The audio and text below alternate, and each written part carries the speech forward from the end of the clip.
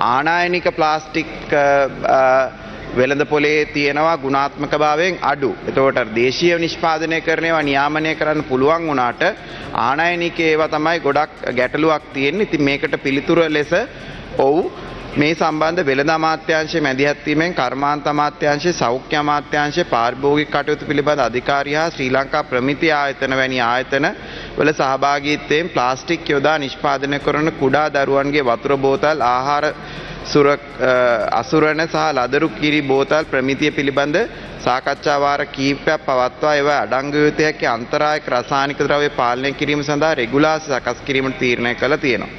එසේම මේ පිළිබඳ පාරිභෝගික කටයුතු අධිකාරිය මගින් තොරතුරු විමසලා තියෙනවා.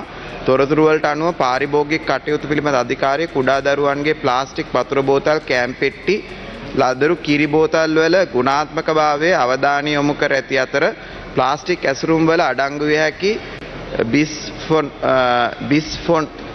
බිස්ෆෙනෝල් A සහ ටැලේට් වැනි අන්තරාදායක රසායන ද්‍රව්‍ය පාලනය කිරීම කෙරෙහි අවධානය යොමු කළ තියෙනවා. ඒ සඳහා රසායනාගාර පරීක්ෂණ අන්තර් ආයතනික සහයෝගිතාවයෙන් සිද්ධ කරමින් පවතිනවා.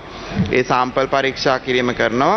තවද 1980 අංක 26 දරන ආහාර උපදේශක කමිටුව විමසා සෞඛ්‍ය අමාත්‍යාංශය විසින් 2010 ආහාර ඇසිරීමේ ද්‍රව්‍ය අයිතම නියෝගය මගින් දැන්ට ශ්‍රී ලංකාව තුළ ආහාර ඇසුරුම් සුරකුම් කිරීම සඳහා භාවිතා කරන ලබන සියලුම ප්ලාස්ටික් සහ වෙනත් ඇසුරුම් සියල්ල නියාමනය කෙරෙනවා. ඉතින් මේ සඳහා දැඩි අවධානයක් යොමු වෙලා තියෙනවා මන්ත්‍රීතුමා.